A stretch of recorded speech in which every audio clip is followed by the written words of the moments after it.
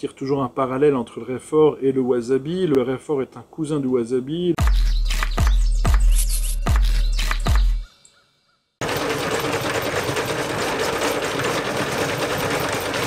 Donc on est ici au Gaetschnepp à Mittesheim, dans le Bas-Rhin.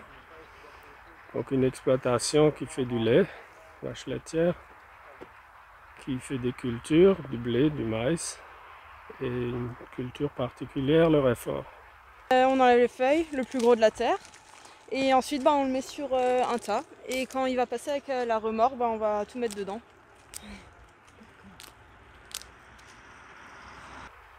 Donc ça fait une cinquantaine d'années que l'on produit ça sur l'exploitation. Et on a une surface de 2,5 hectares. Et si on voit le champ ici, c'est à peu près la moitié. Ce champ faisait 1,20 hectare. Donc là, on est en train de récolter. Donc la récolte se fait au mois de novembre. Les plants vont être séparés, triés. Donc on a la racine principale qui va être livrée à l'usine de transformation. Les racines secondaires vont être gardées pour la plantation de l'année prochaine. Et une partie des petites radicelles vont être livrées en Allemagne, où ils sont valorisés là-bas. Donc là on enlève les feuilles, on le ramène comme ça, il va être nettoyé à la maison, donc séparé. Donc une fois que la racine va être mise dans des sacs et livrée à l'usine, les radicelles on les garde et ils sont replantés au mois d'avril, donc au printemps. Après il faut repasser et bourgeonner, parce que le réfort il fait plusieurs pousses. Ici on en voit 2, donc il faut enlever les pousses pour en garder une. Ici on a une qui a été oubliée, donc il y en a 2 qui ont poussé.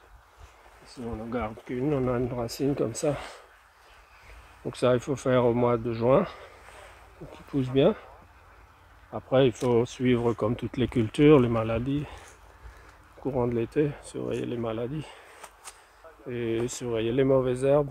Ici, on stocke les racines dans une chambre froide avec moins 1 degré de température et 70% d'hygrométrie. Les agriculteurs nous livrent les racines de réfort tout au long des mois d'hiver, de novembre jusqu'en avril. Les racines sont déjà soigneusement sélectionnées en amont, donc on prend que des racines de type premier choix. Ensuite, nous transformons de réfort toutes les semaines, tout au long de l'année, pour avoir de la matière fraîche dans nos pots et dans nos seaux.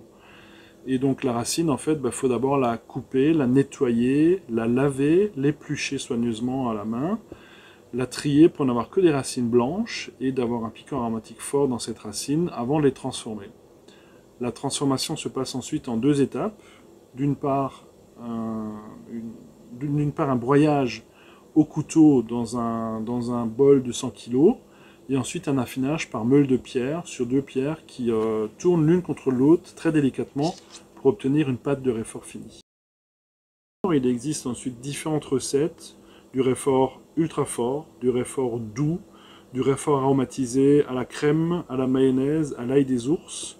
Nous avons une dizaine de recettes en tout de notre réfort spécialité de la maison et nous conditionnons ensuite le réfort soit dans des verrines pour la grande distribution et le grand public, soit dans des seaux plus grands de 1 à 10 kg ou plus pour les industriels, les charcutiers traiteurs et les produits qui retravaillent le produit dans leur cuisine, dans leur traiteur ou dans leurs ateliers. Le réfort en Alsace, c'est un héritage des pays germaniques, germanophones, donc l'Allemagne, la Suisse et l'Autriche. Donc c'est un héritage des pays germaniques. On consomme beaucoup de réfort dans les pays de l'Est de l'Allemagne, donc en Allemagne, dans les pays de l'Est, en Pologne, en Ukraine, en Roumanie, en Suisse et en Autriche. Et on a importé les premiers plans de réfort dans les années 50 pour s'approprier le produit et d'avoir nos recettes propres alsaciennes. Le réfort a plusieurs vertus, effectivement. Déjà, d'un point de vue gustatif, il est aromatiquement fort et puissant, un peu comme une moutarde forte finalement, puisque dans le réfort, il y a une molécule qui est l'isothiocyanate d'allyle, qui est une zinigrine, qui donne ce piquant fort et aromatique au produit fini. Et ensuite, le réfort a beaucoup de vertus, de qualités médicinales et digestives, puisque il est riche en vitamine C, en vitamine E. Il a d'énormes qualités digestives. Alors déjà, il nettoie l'appareil pulmonaire quand vous l'ingérez. C'est également un diurétique et surtout, il préviendrait contre le cancer du col du côlon quand on en mange à dose homéopathique régulièrement. Alors on peut accommoder le réfort avec tous les plats qui peuvent supporter un petit peu de piquant. Ce côté très racine là, qui peut être apporté sur plusieurs plats. Alors effectivement, le plus courant est le paleron de bœuf, en Alsace sur le pot-au-feu, où on sert cette sauce réfort avec le paleron de bœuf. Mais en l'occurrence, on peut très bien le servir, ça va très bien avec du poisson, avec un pavé de saumon, sur des petites verrines comme ça, avec un petit peu de saumon, de gambas. Voilà, c'est ça le meilleur accord avec le réfort.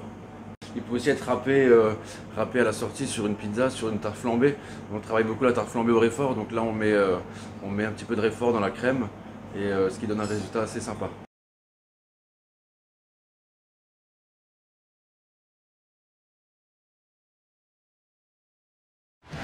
Retrouvez tout France Bleu sur francebleu.fr.